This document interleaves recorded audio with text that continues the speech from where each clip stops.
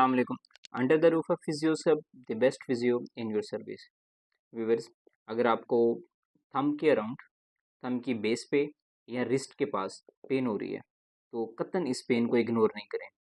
Because ये pen अगर सोजिश के साथ है तो ये आपकी रिस्ट और हैंड की जो मूवमेंट है इनको इस हद तक डिसेबल कर सकती है कि आप कोई भी काम नहीं कर पाएंगे। और इसके मल्टीपल जो रीजंस हैं उनमें जो मोस्ट कॉमन, जिसे हम डी करवेन टीनोसाइनोवाइटिस कहते हैं, ये आम जुबान में पट्टे के अंदर सोजिश कहा जाना।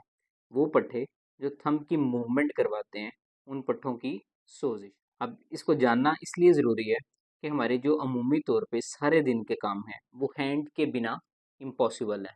जस्ट ये 4 फिंगर्स अकेले कुछ भी नहीं कर सकती। अगर आपका थंब नहीं है तो आपके हाथ का पूरा कोई फ़ायदा नहीं है। आपको ग्रिप के लिए थंब चाहिए।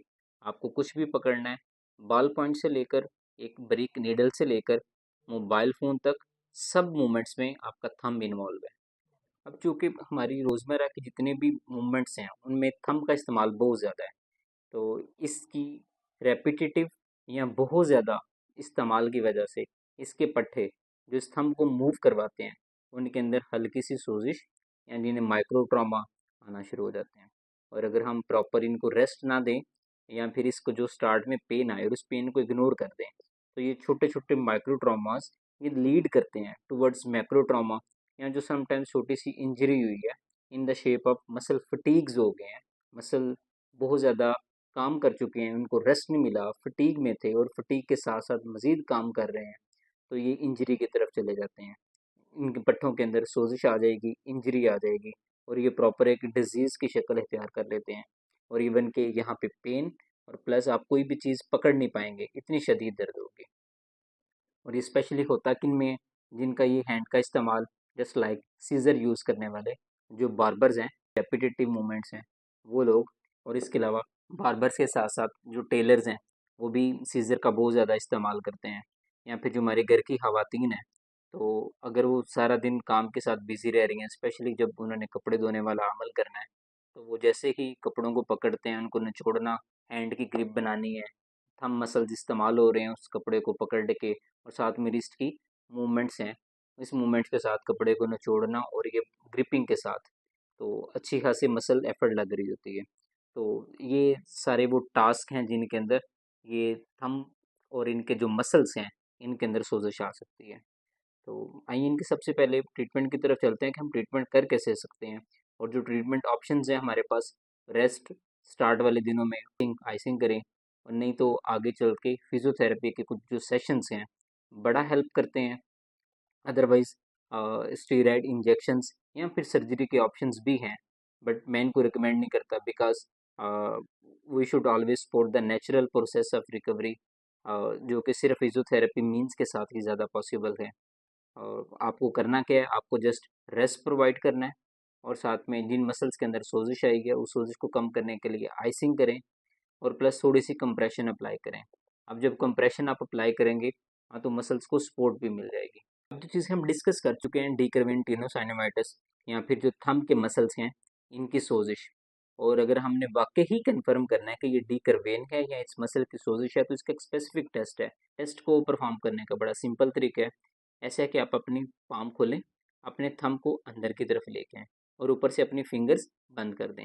जैसे ही फिंगर्स बंद करेंगे तो थंब के वो वाले मसल्स जिनके अंदर सोजिश आई है उनके अंदर स्ट्रेच आना शुरू हो जाएगा। और जैसे ही आप इसको मज़ीद स्ट्रेच करेंगे पेशेंट की पेन ट्रिगर कर जाएगी।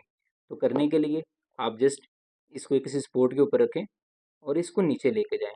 आप जैसे ही नीचे लेके जाएंगे अगर यहाँ पे इंजरी हुई, सोजिश हुई, तो ये मूवमेंट आपके लिए बहुत पेनफुल होगी और ये टेस्ट आपका पॉजिटिव कंसीडर किया जाएगा।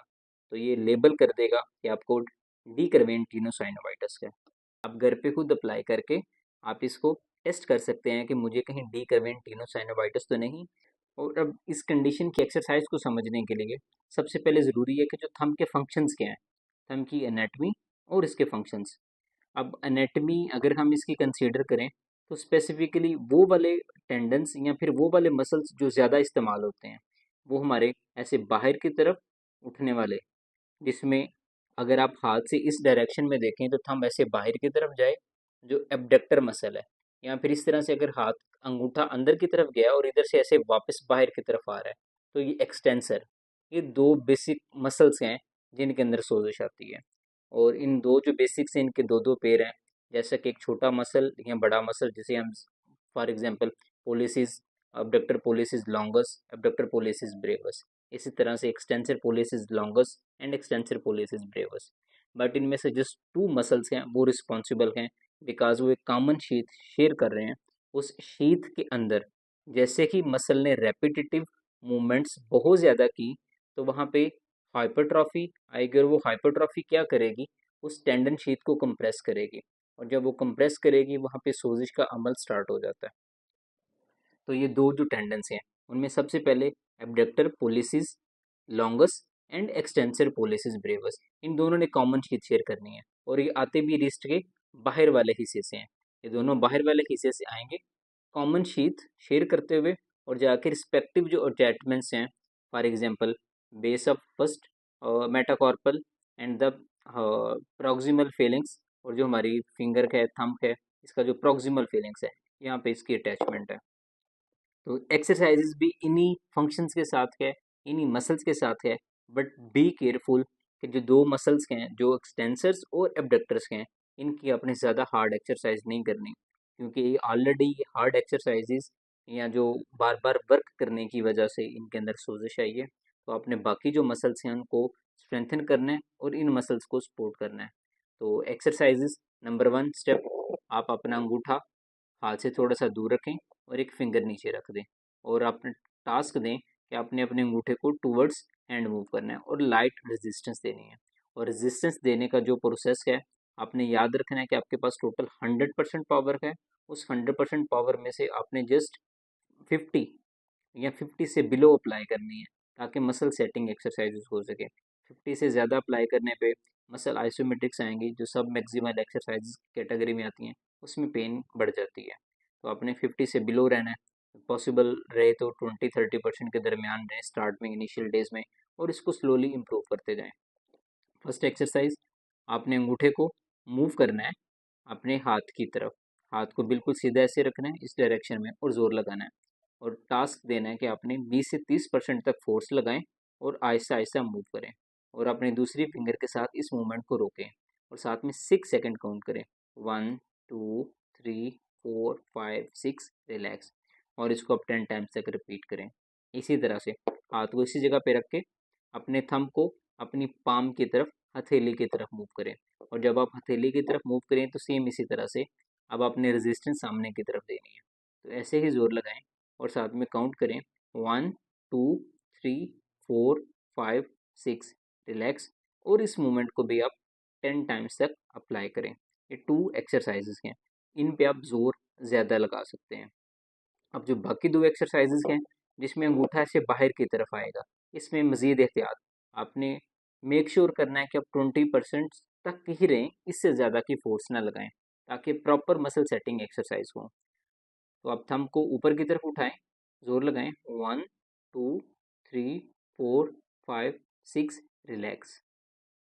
और इस एक्सरसाइज के दौरान अगर आपको लगे कि आप पेन ट्रिगर कर रहे हैं, तो फोर्स को मज़ीद कम कर दें, फोर्स को 20% से भी बिलो ले आएँ, 15% तक आ जाएं या फिर 10% तक आ जाएं।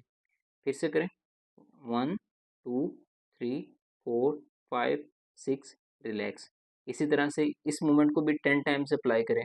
और जो लास्ट मूवमेंट है, जो कि हमारे एक्सटेंसर मसल्स के लिए, तो इसी तरह से अंगूठे को अंदर की तरफ लेके जाएं और इसे ऊपर की तरफ उठाएं, 1 2 3 4 5 6, रिलैक्स।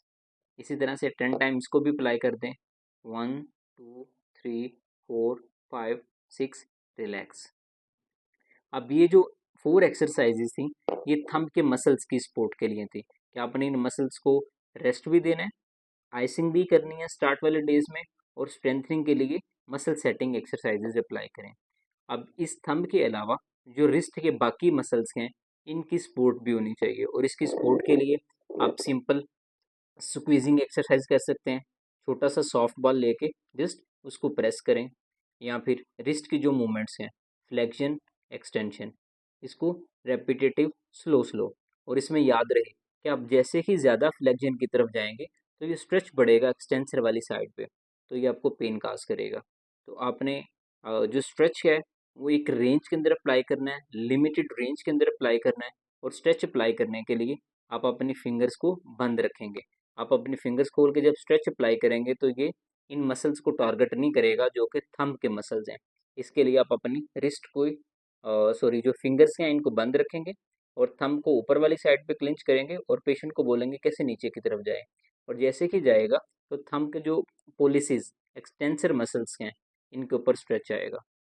इस स्ट्रेच को अप्लाई करें दिन में 5 से 10 दफ़ा और फिर इसको स्टॉप कर दें और फिर से 1 से 2 घंटे बाद इसको मज़ीद रिपीट करें ताकि पेन ये मसल्स रिलैक्स होते रहें।